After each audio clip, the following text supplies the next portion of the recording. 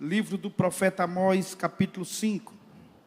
O Senhor trouxe ao meu coração, meus irmãos, uma palavra nesse texto. Tenho lido o Antigo Testamento, os textos proféticos, e na minha mente, o meu coração ferveu uma palavra do Senhor, e eu quero compartilhar com a igreja nesta noite. Profeta Amós, capítulo 5, a partir do versículo 1, vamos ler até o versículo 4, e dessa vez eu tomo para ler na Nova Versão Internacional, a Bíblia que tenho aqui comigo. A palavra de Deus diz assim: ouça esta palavra, ó nação de Israel, este lamento acerca de vocês. Caída para nunca mais se levantar, está a virgem de Israel, abandonada em sua própria terra, não há quem a levante. Assim diz o soberano, o Senhor: a cidade que mandar 1000 para o exército ficará com 100, e a que mandar 100 ficará com 10.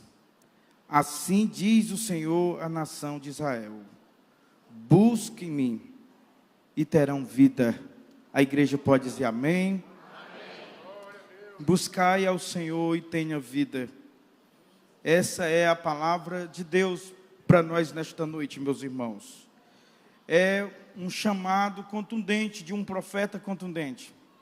Amós é um grande profeta, embora, como o pastor falou, seja conhecido como um dos profetas menores. E esse termo tem a ver exatamente com o volume da sua obra, dos seus escritos, embora o texto de Amós seja um texto um pouco mais longo e mais extenso do que os outros demais profetas. A mensagem de Amós é uma mensagem muito atual, meus irmãos. É uma mensagem oportuna, uma mensagem necessária, uma mensagem esperançosa para os nossos dias.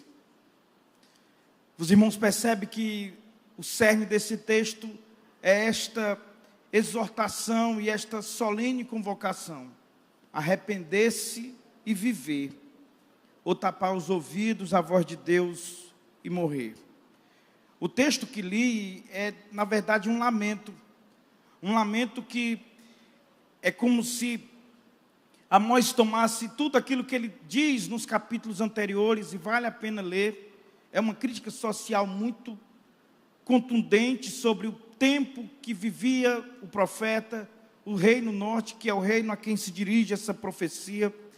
E quando os irmãos lerem Amós, se os irmãos lerem apenas o capítulo 5 de Amós, você vai ter aquela sensação: meu Deus, esse homem está falando para o Brasil, está falando da gente, está falando da nossa realidade agora.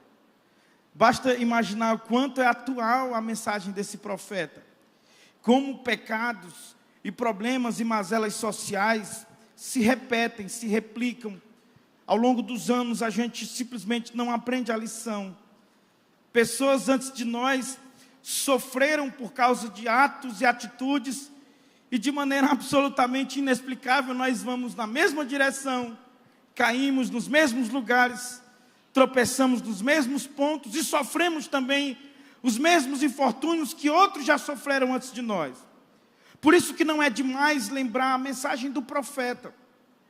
Porque a mensagem do profeta, ela é sobretudo essa afirmação do governo de Deus sobre o mundo, sobre as nações. É a afirmação, meus irmãos, de que a justiça de Deus, embora percebida por nós distante, silenciada, não percebida, ela em breve se manifestará. O Deus dos profetas é um Deus que está entronizado, meus irmãos. Os homens maus não vão governar para sempre. A maldade não durará para sempre. A impiedade não durará para sempre. É essa a mensagem que os profetas deixam. Há um Deus justo que se levantará do trono. Há um Deus justo que punirá a impiedade e a injustiça dos homens maus.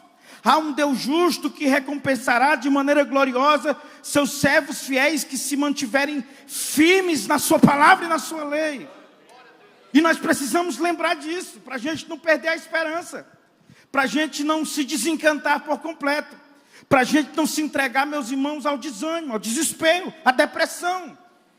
Basta 24 horas na frente de uma tela, assistindo às notícias, para você ficar terrivelmente afetado com os problemas do mundo. Por isso que o profeta fala conosco. E ele é um profeta muito atual e muito oportuno para os nossos dias. Amós, meus irmãos, inaugurou o que nós conhecemos como o ministério dos profetas canônicos. Ele não foi o primeiro dos profetas, mas foi o primeiro profeta canônico que nós conhecemos.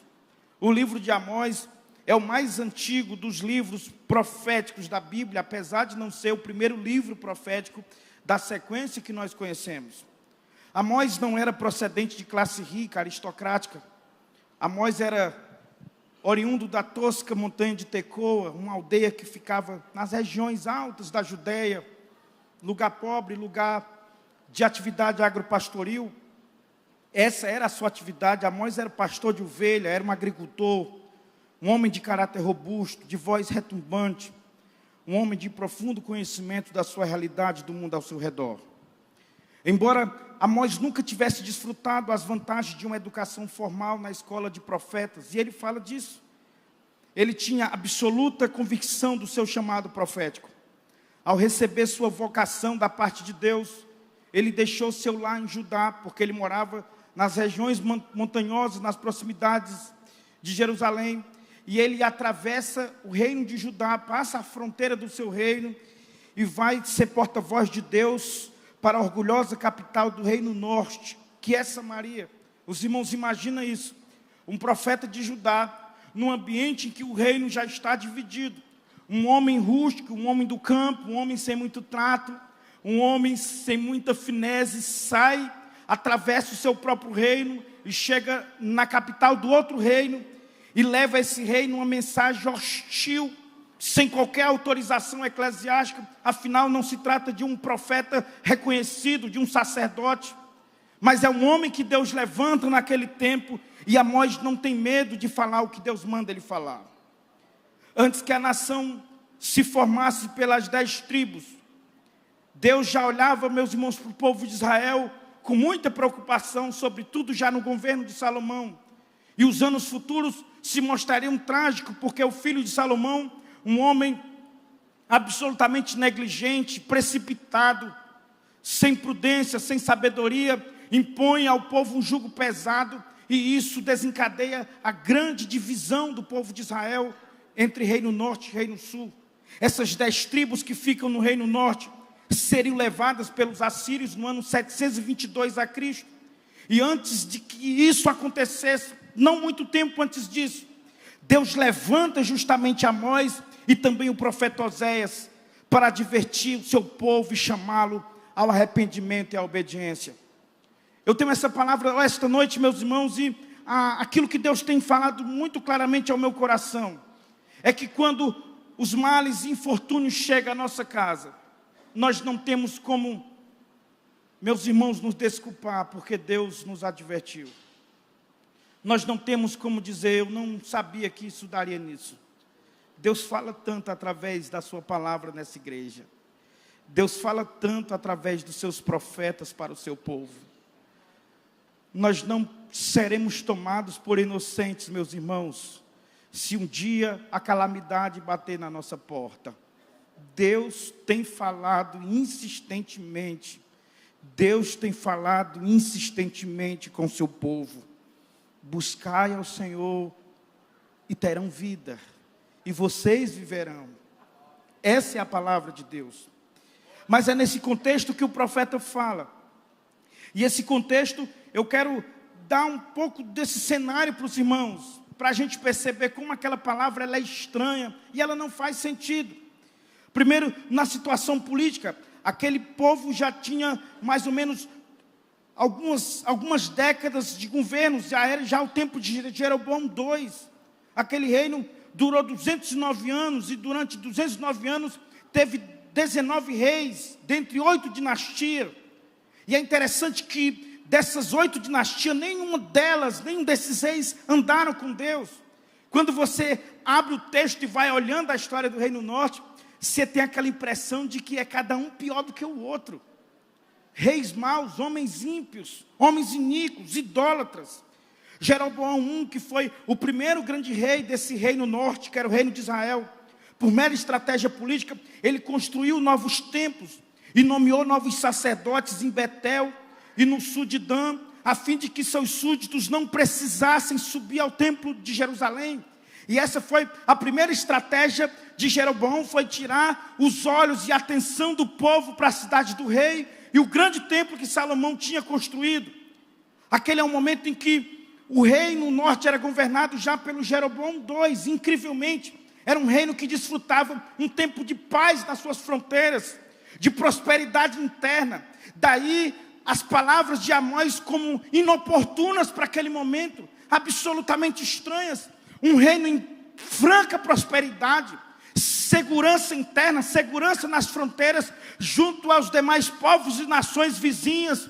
Qual é o motivo de um profeta sair do nada, do meio do mato, um agricultor, e chegar na cidade e dizer: vocês estão em pecado, a riqueza de vocês não diz nada sobre o quanto Deus está feliz com vocês, afinal de contas, vocês se locupletam, mas são homens ímpios, injustos, Deus punirá vocês. Vocês entendem como essa palavra é grave e parece não fazer nenhum sentido? A situação econômica daquele povo, meus irmãos, era um tempo de desigualdade social. Os ricos possuíam diversas casas, ostentavam luxo, poder. Em contrapartida, os pobres eram explorados, injustiçados, sofriam extorsões, eram vendidos como escravos, não tinham voz nem vez nos tribunais, que sempre decidiam a favor dos poderosos. A situação moral daquela nação era calamitosa. Nenhum profeta foi tão contundente contra isso como Amós. Até o texto sagrado fala que os sacerdotes desprezavam o Senhor e praticavam imoralidade dentro do templo. Juízes vendiam sentenças para arrebatar o direito dos justos. Você lê o capítulo 5, você percebe como os tribunais estão vendidos. Juízes corruptos, os poderosos sempre se dão bem, os pobres nunca ganhavam uma causa, porque os juízes vendiam sentenças para os poderosos, de modo que os pobres sempre ficavam a parte vencida, esquecida. Eram sempre os perdedores da situação. Meus irmãos, vocês não acham coincidência? Homens e mulheres andavam pelas ruas zombando de Deus, da sua lei, entregues à devassidão. Era um tempo terrível, meus irmãos. A situação espiritual era muito grave. Havia um sistema de adoração a um bezerro de ouro construído em Betel e já durava 170 anos. Muitas celebrações, músicas, festas, rituais eram praticados, mas tudo isso sem zelo, sem compromisso com a santidade de Deus, até chegar a um ponto que Deus diz: para a música, para a festa, para o culto, para o sacrifício. Eu não quero nada disso de vocês. Isso é apenas prática e rito religioso vazio de santidade, de compromisso com a minha palavra. O templo se tornou um palanque de bajulação ao rei, uma plataforma a serviço dos seus interesses políticos. Os sacerdotes viviam uma relação de vassalagem com os poderosos e com o rei, de modo que transformava o ambiente do culto e a atividade litúrgica do templo uma oportunidade de falar do rei, de falar coisas boas do rei, de promover a imagem do rei, de modo que Deus está de lado, está esquecido. E é para esse povo, é para essa realidade que se levanta um profeta que não tem medo. Eu poderia sintetizar a mensagem de Amós basicamente em 4 afirmações, para a gente entrar propriamente no versículo 5 do capítulo, no versículo 4 do capítulo 5, que é o cerne da mensagem que Deus trouxe ao meu coração. Mas eu peço que a igreja atente para isso, porque aqui está o que eu chamo de síntese da mensagem de Amós. E são basicamente 4 afirmações que sintetizam a profecia desse grande homem de Deus. A primeira afirmação que sintetiza a mensagem de Amós é que privilégios implicam em responsabilidades. Quando Deus levanta o profeta para exortar o seu povo, Deus levanta o seu profeta para lembrar o seu povo que este povo teve muitos privilégios. Esse povo, afinal de contas, é descendente de Abraão, de Isaac, de Jacó. Esse povo tem na sua história uma travessia vitoriosa pelo deserto por 40 anos. Esse povo entrou na terra que Deus havia prometido, Deus os guardou, Deus os protegeu, Deus cumpriu cada uma das suas promessas para este povo. Deus os fez prósperos, temidos por todos os povos e nações à sua volta. Deus foi bondoso e misericordioso sempre que esse povo se arrependeu, voltou do seu pecado. Deus desse povo, meus irmãos, tudo que esse povo quis. De repente esse povo quer um rei, Deus deu um rei. De repente esse povo quer, meus irmãos, algo de Deus. Deus não se reprime ao abençoar este povo, ao agradar este povo, a fazer bem a este povo. Ele ama este povo. Ele tem como sua propriedade peculiar, como seu povo escolhido, como seu povo amado. De modo que quando se levanta um profeta para falar a este povo, está em vista tudo aquilo que Deus fez por esse povo, tudo que foi falado, tudo que foi dito, todos os benefícios, todas as bênçãos, todos os privilégios. Às vezes a gente não percebe como nossos privilégios acarretam sobre nós grandes responsabilidades. Deus vai nos cobrar de acordo com os privilégios que tivemos, meus irmãos.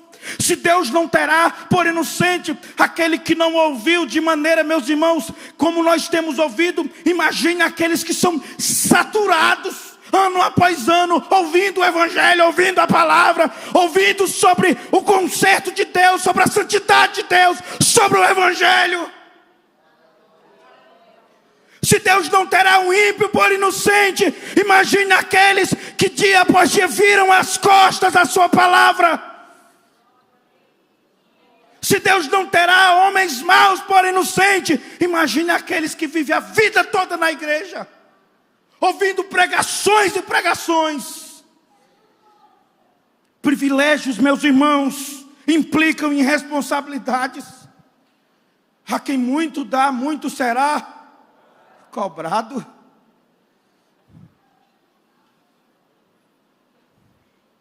Não brinque com esse negócio. Você tem dons. Sabe o que você fez com o seu talento? Você enterrou. Está aí, sentado, desanimado. Sabe que tem dons para serem colocados a serviço de Deus. Você tem bens, tem recursos, sobrando, sobejando. Comidas se estragam na sua geladeira. Você joga fora baldes de comida podre toda semana. E sabe que tem gente que está precisando de ajuda. Você tem tanta roupa que se toda semana usar uma roupa diferente, você vai viver os próximos anos da sua vida andando sempre diferente. E você sabe que tem gente precisando de ajuda, de uma roupa decente para não dormir à noite com frio. Você tem privilégios, você tem conhecimento do Evangelho. A você foi revelada a graça salvadora de Jesus. Você sabe sobre a santidade de Deus. Você é portador do Espírito Santo, que te guia, que te guia e te lembra tudo que Jesus falou quando esteve aqui. Você é consciente da verdade do Evangelho. Você não é inocente quanto ao caminho que deve andar, quanto ao tipo de pai que você deveria ser, quanto ao tipo de esposo que deveria ser. Você não é inocente quanto o culto que agrada a Deus, quanto a postura que é condizente a uma vida de homem santo e salvo que você é. Você é consciente, você teve privilégios. Essa é a palavra de Amós. Vocês tiveram privilégios. E não tome isso como se fosse um redoma que sempre vai protegê-los, porque em função dos privilégios, Deus vai proteger hoje, amanhã, depois de amanhã. Mas um dia Ele se levantará com justiça do seu trono, e Ele pedirá conta de tudo que deu a você. Essa é a palavra de Amós, meus irmãos. Eu não farei rodeio nessa noite sobre isso. Uma segunda afirmação da síntese da mensagem de Amós é que a história passada não substitui o compromisso atual. O povo adorava se sentir o povo da aliança, o povo da promessa. Consagraram lugares sagrados para visitarem anualmente. Daqui a pouco eu vou falar sobre isso. Porque quando Deus diz, buscai a mim, Deus está exortando, se vocês lerem o versículo 5 do mesmo capítulo, Deus está exortando justamente esses lugares sagrados, que faziam parte da história do povo, e o povo tornou uma espécie de turismo religioso, e verdadeiros cortejos e romarias indo para ali todos os anos. O povo se vangloriava: nós somos o povo da promessa, nós somos os filhos de Abraão, são anos e anos, nós somos uma igreja histórica, nós somos os primeiros, nós estamos aqui há séculos. Aí Deus diz: e daí? Desde quando a fidelidade de ontem, ela paga hoje? É fiel ontem, tem que ser fiel hoje. A bênção que estava sobre o seu pai, ela só se confirma na vida do filho, se o filho também for fiel a Deus, como os pais foram.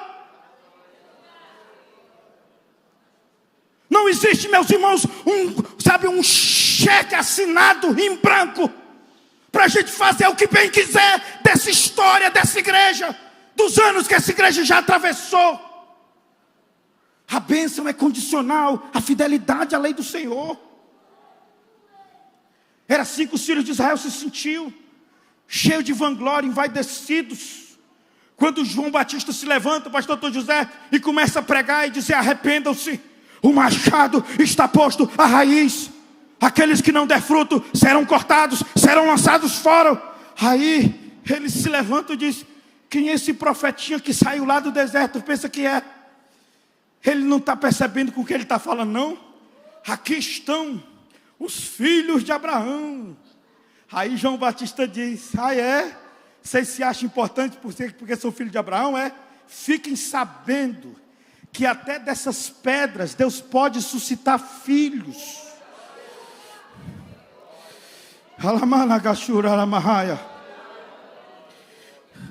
A história passada não substitui o compromisso atual, porque tem gente que vive desse saldo, meus irmãos. Tem gente que vive desse depósito de décadas passadas. Tem filho que ainda vive na sombra do pai que já morreu. Tem família inteira que vive na sombra de irmãos que nem existem mais, e ainda vive as benesses de promessas feitas por eles, porque esses nunca fizeram uma nova aliança com Deus, para garantir que as próximas gerações da sua família continuem sendo abençoadas pelo mesmo Deus. O pior são aquelas pessoas que olham para a sua própria história e imaginam estarem numa espécie de seguro-desemprego, e querem ser abençoados pelo que fizeram. E aí ficam lembrando a Deus: tu lembras do que eu fiz? De quem eu fui? De onde andei? Aí Deus mandou eu dizer para você essa noite, minha irmã, que a história passada não substitui o compromisso atual. Isso é Amós para nós. Portador não merece pancada. Mas há uma terceira afirmação que sintetiza a mensagem de Amós: profissão e práticas religiosas são invalidadas quando não evidenciadas na vida. Essa também é uma afirmação que fala da mensagem de Amós. Não adianta a gente cantar, levantar mão, profetizar. Inclusive esse negócio de profetizar é uma coisa complicada. Não adianta a gente pregar, não adianta a gente ir ao culto, não adianta a gente saber o credo inteiro da igreja, se a nossa vida não evidencia aquilo que nós cantamos, pregamos e dizemos crer. É isso que Amós está dizendo aqui. Mas há uma quarta coisa que Amós também fala na sua mensagem. Uma situação de conforto. Presta atenção, meus irmãos, por favor.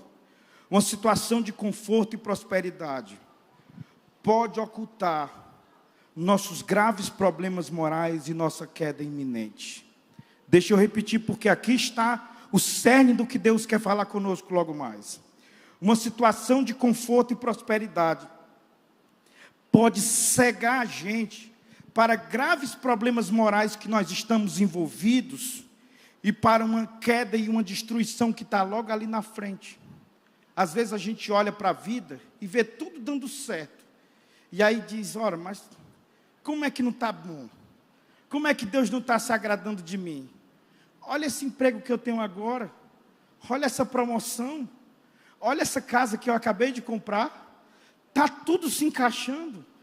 O que eu mais queria era ter esse filho e agora Deus me deu. E aí a gente olha para a vida e para o conforto e começa a achar que Deus está legitimando o seu estilo de vida. Deus está dando ok para o jeito que você vive. E você vai se afundando na vida que você vai vivendo, achando que Deus está gostando, achando que Deus está se agradando. O que às vezes uma situação de conforto e prosperidade esconde da gente, é que nós estamos afundando sem perceber. É que lá na frente nós vamos cair num penhasco, e se Deus não nos salvar, nós vamos perecer. É isso que o profeta está dizendo. Vocês são ricos, abastados, um reino vivendo no auge do seu esplendor, segurança, prosperidade. Parece ser uma loucura aparecer um agricultor do nada aqui, um vaqueiro no meio de vocês, e falando que está tudo errado, mas está tudo errado. Deus está dizendo que vem juízo sobre vocês. A riqueza de vocês é produto da impiedade de vocês. Vocês subornam, vocês roubam, vocês tomam. Vocês não ganharam dignamente. Não pensem que por ter muito, Deus se agrada de vocês. Vocês têm muito, mas não ganharam honestamente. E Deus tem visto isso.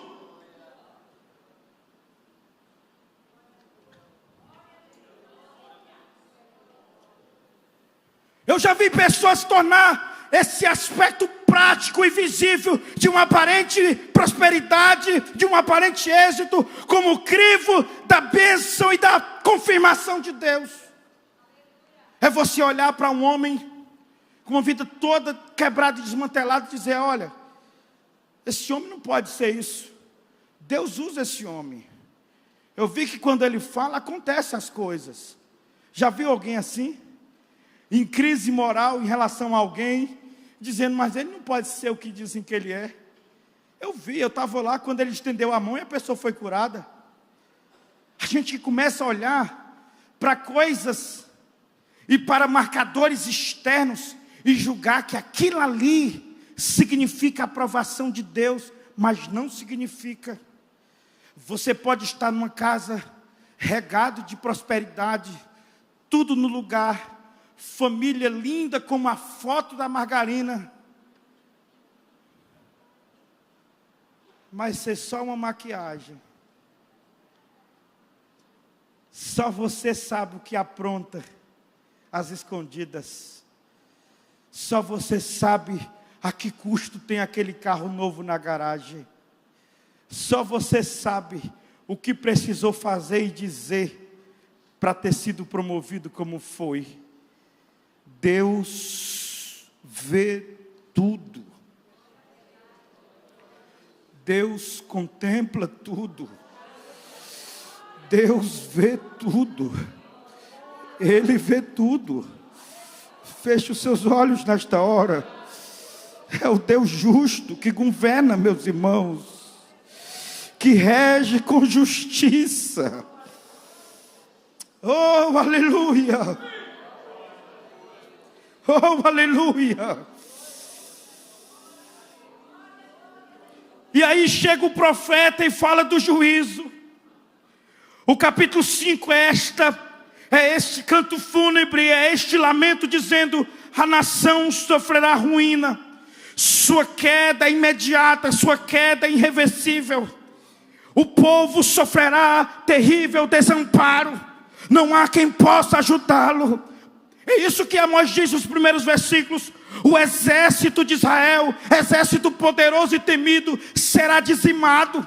Mandarão 1000 soldados, só voltarão 100. Mandarão 100 soldados, só voltarão 10. Deus saqueará esta nação, Deus deixará em pedaços. É interessante que quando Deus permite que os assírios destruam Israel. Israel nunca mais foi reconstruído.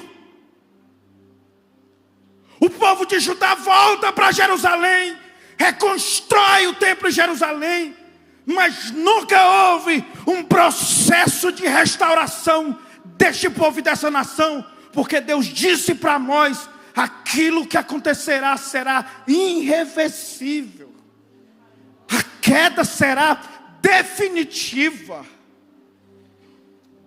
Se alguém que entendeu esta palavra naquele dia tivesse jogado no chão, humilhado diante de Deus e sem esperança, o mesmo profeta rústico, aparentemente duro, é um homem apaixonado pela lei de Deus.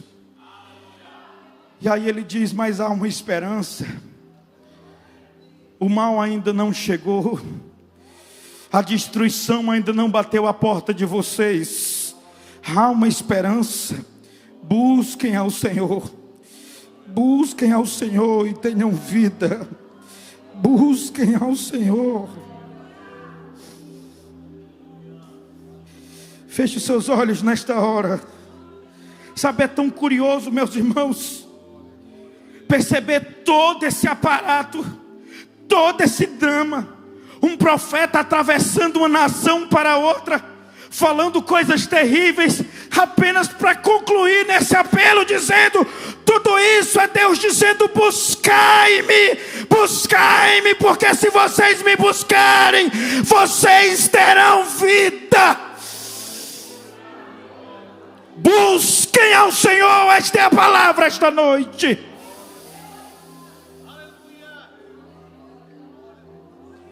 Buscai ao Senhor. Buscai ao Senhor é, em primeiro lugar, um ato de conversão.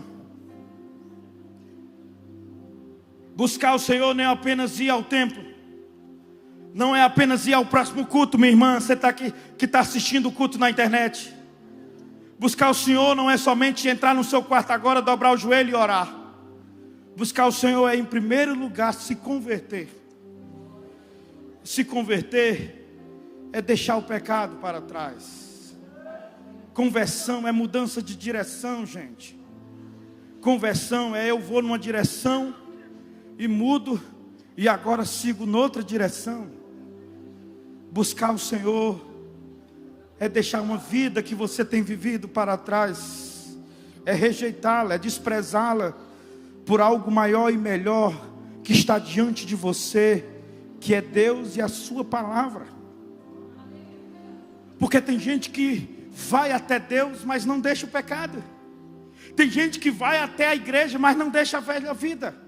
Tem gente que vai até o quarto orar, mas continua entregue aos mesmos vícios, às mesmas manias. Portanto, essa atitude de ir orar, quando não é marcada de um ato deliberado e consciente de arrependimento e conversão, ela não é buscar a Deus. O que você está fazendo, meu irmão? Eu estou indo buscar a Deus. Mas como? Buscar a Deus é, em primeiro lugar, converter-se. Buscar a Deus é arrepender-se dos seus pecados. Buscar a Deus é olhar para aquilo que você tem feito e dizer: eu desprezo isso, eu desprezo esses maus pensamentos, eu desprezo esses vícios, eu desprezo essas atitudes que tenho cometido. Eu corro para Deus agora, para ser totalmente dele, para viver para Ele, para ser resultado da glória e do louvor do nome dEle. Quem entende esta palavra, por favor, levante a sua mão. Mas buscar a Deus é também um movimento que intenciona um encontro pessoal. Escute, meus irmãos, Deus não é um lugar, Deus não é um templo, Deus não é uma localidade geográfica, Deus é uma pessoa. Quando Deus diz: buscai ao Senhor, Deus está dizendo: buscai a mim, eu sou uma pessoa. E quando Deus fala isso, se vocês lerem os versículos seguintes, Deus está dizendo: não busquem em Betel, Não busquem em Berseba, não busquem em Gilgal, porque os filhos de Israel viviam esta vida, pecando, mas também fazendo seus cultos, pecando, mas oferecendo seus sacrifícios, passavam o ano subornando, oprimindo, vendendo seus irmãos como escravos, usurpando, sendo negligente. Aí chega o dia da festa, veste a roupa e diz: vamos a Betel sacrificar ao Deus do nosso pai Jacó. Chega o dia da festa em Berseba, reúne os filhos, veste todo mundo e diz: vamos para Berseba, o lugar que Deus apareceu ao nosso pai Abraão.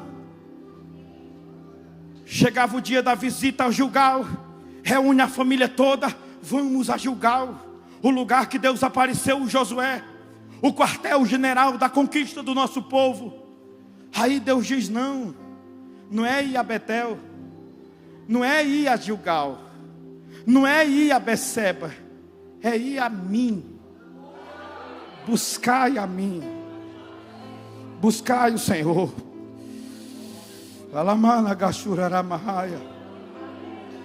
Buscai o Senhor enquanto se pode achar, invocai-o enquanto está perto. Buscai o Senhor e vivei. Buscai, levante a sua mão. Buscai o Senhor e terão vida. É uma pessoa. Ele quer ser achado. Ele diz: eu serei achado de vós quando vocês me buscarem de todo o vosso coração.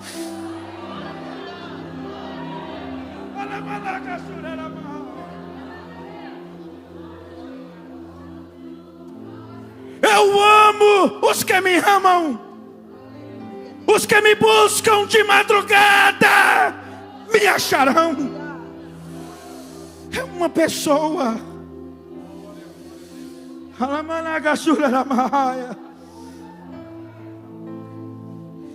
Buscai ao Senhor e tenham vida. Fique de pé nesta hora em nome de Jesus. Eu estou chegando ao final desta palavra, mas antes de terminar, em terceiro lugar, buscar o Senhor é não apenas fugir das consequências dos nossos erros, mas principalmente deleitar-se nele. Deus vivificou essa palavra no meu coração hoje no fim da tarde, meus irmãos, porque tem gente que não busca Deus para deleitar-se nele. Tem gente que busca Deus para não sofrer. Tem gente que busca Deus para evitar o mal que está chegando na sua casa. Tem gente que busca Deus para não ser castigado. Mas a questão é que, se você buscá-lo, você de fato evitará o mal. Mas aqui não está, meus irmãos, uma lei de causa e consequência. Você precisa buscar Deus para deleitar-se nele, para Ele ser o teu amigo, para Ele ser o teu Senhor. Tem gente que só é crente porque não quer ir para o inferno. Talvez se algum dia Deus chegasse e dissesse: olha, não se preocupem, vivam como vocês quiserem, que não tem mais inferno. Provavelmente muita gente jogaria a carteirinha fora e voltaria para a vida, porque só estão perto de Deus porque tem medo do inferno. Só estão perto de Deus porque querem alguma coisa de Deus. Essas pessoas nunca conheceram Deus para deleitar-se nele, para ter prazer nele, sem se importar com nada que Ele te dê. Isso é tão, meus irmãos, impactante, que quando Jesus fala para os discípulos sobre a casa do Pai, a morada do Pai, Ele deixa claro que a morada do Pai, ela é boa, não porque ela é o céu, é o lugar de ruas de ouro, como nós cantamos, não porque é o lugar de absoluta felicidade, não. A morada do Pai é um lugar desejável, porque é o lugar que Jesus está. É o lugar que vamos viver com Ele. Jesus te quer para Ele, meu irmão. Ele te quer para Ele. E com Ele, você pode ir a qualquer lugar.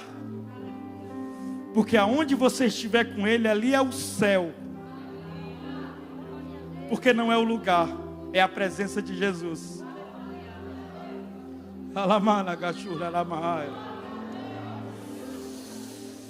É por isso que os profetas pregaram e ensinaram dizendo: a tua porção é o Senhor.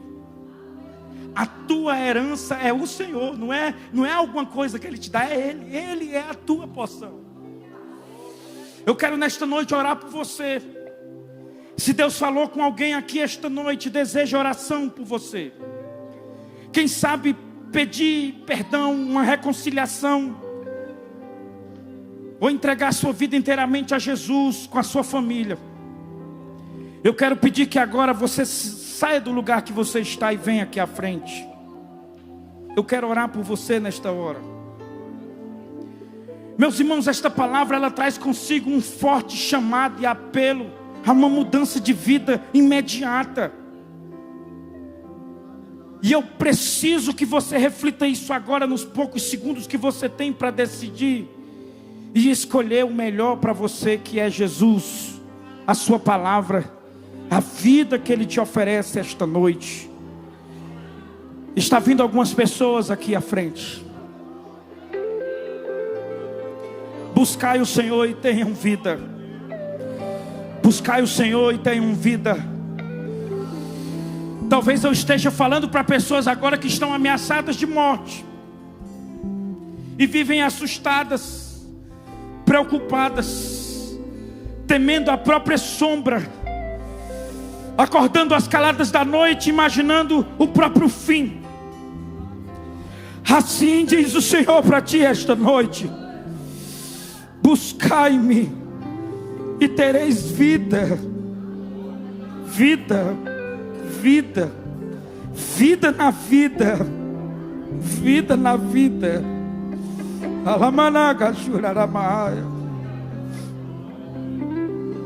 Eu estou falando para pessoas que estão longe agora, na sua casa, que têm olhado para a vida e para o seu sofrimento e dito: isso não é vida, eu nem devia estar viva mais, é muita dor, é muito sofrimento, não haveria por que eu viver essa vida, porque isso não é vida. Assim diz o Senhor para ti, meu irmão: buscai o Senhor, que você terá vida. Deus será o teu deleite, Deus será a tua alegria, Deus será o teu conforto, Deus será a tua esperança. Eu estou falando para alguém agora.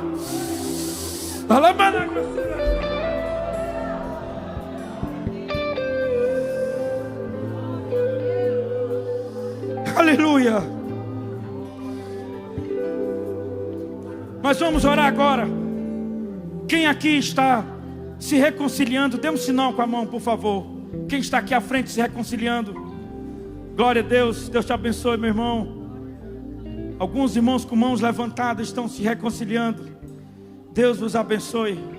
Alguém está aceitando Jesus como seu Salvador? Se tiver, levante a sua mão. Glória a Deus. Glória a Deus. Uma irmã levantou a mão ali.